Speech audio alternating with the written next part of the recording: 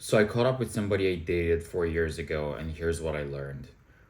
The story goes like this. I dated this person for a couple of months, just like casually, 4 years ago. They were from a different country, so they were only here for a couple of months. And then when the couple of months expired, they kind of left. And, long story short, we didn't continue things. It was, feelings were there, but it was kind of mutual. And it got a little ugly towards the end, but I wouldn't say it got too ugly. It wasn't as smooth and peaceful as it could have been, but it was just for a moment. The rest of it was completely absolutely phenomenal.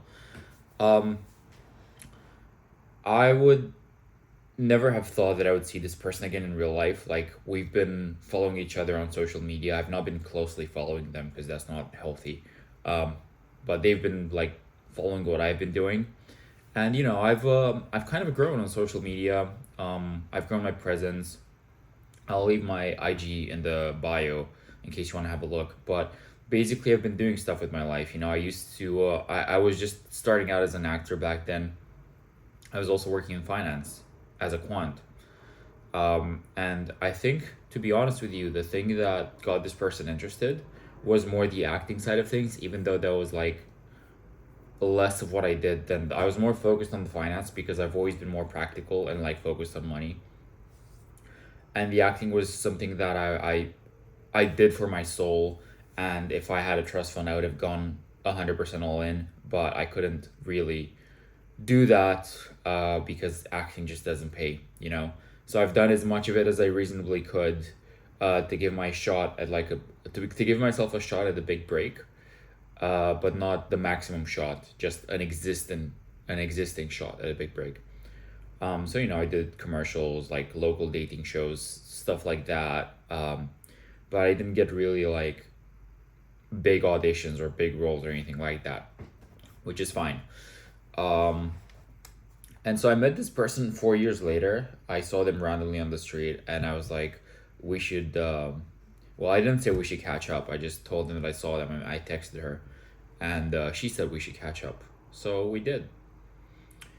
And I'm gonna be honest with you, like they seemed happy to see me. Like I thought they'd like completely forgotten about everything. Um, but she seemed happy, and I was like, wow, okay. And the thing that I noticed was, and I noticed this about women, it's like I'm way more proud of my achievements on like the academic side, the finance side. Like I've built my own hedge fund, I've built my own trading approach. I work in an investment bank. I'm applying for hedge funds. Like in the traditional sense, I'm looking at a pretty good run, like a pretty successful corporate run. And that's the thing that I'm more proud of, that I would love to talk about.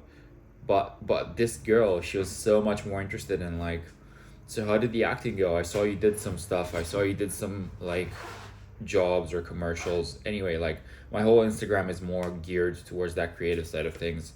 I don't really talk about finance much. And yeah, man, I could just see how she was not interested at all in like my career progress. Funny enough, she's kind of doing a similar career now. So if anything, we would have a lot to talk about. But she just didn't care that much about that. And this just goes to show how modern women think, you know? Like back in the 60s, 70s, 80s, maybe even the 90s, people were more traditional. Women were more like traditional and more focused on, is this guy going to be a good provider? Like, is he going to have a good job, a good career? Is he going to make good good money? Whereas these days, women really shoot for the tail distribution of the outcome. Like, they would rather take a bet on a guy who's trying to be an actor that's 98%, 99% going to be broke. But there's that 1% chance that they hit a winning lottery ticket. Women would rather take a bet on that guy, and like, because then they can tell themselves this story. It's like, oh, I'm connected to this person who might become big.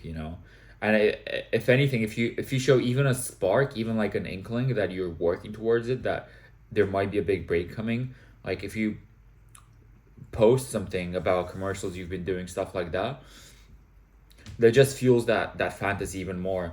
And women would rather live in that fantasy land than talk to a guy who is like making multiple six figures at a hedge fund working his ass off, because that guy's just boring, you know. Like I could see how, you know, just to give you a concrete example, I was telling her about, she was asking me what I've been doing as an actor. I was like, you know, I've traveled a lot as well. So like for the past year I've been away, and so I couldn't do much acting out of Asia because London is where it's at. So that kind of like stopped things a little bit. But even before that, like the stuff that I did was like a commercial here and there. Like the very last thing that I did some modeling shoots as well. The very last thing that I did before I even left to Asia was I did this like local dating show that they were launching, and I got invited to participate. And it was just like one of those where it's like five guys compete for one girl, and then each round one guy gets eliminated based on some test or some questions that the girl asks. And I could see how when I was telling her that story, her eyes were like, she was so captivated by that, so much more interested in the conversation than me talking about like equity and fucking stocks and like shares and trading. Even though that's what makes me the actual fucking money. That's what gets the bills paid, you know. She doesn't give a shit. Like, if God forbid you're a guy who only has a job and doesn't have some kind of edginess to him, some kind of like, in my case, that edginess is my past as an actor, like me going to acting school, learning how to be an actor, and doing all these small jobs. That kind of gives me some kind of claim to not just be a boring 9 to 5 dude. God forbid you just the boring 9 to 5 dude, you're done. Like, unless you're extremely good looking, like we're talking looks maxed to the hilt, like 8, 9 out of 10, you're done. If you're just like an average looking guy with like just a successful job and that's it, get ready to pay for coochie. That's all I'm saying. Anyway, hope you guys got something out of this, and I'll see you guys in the next one. Cheers.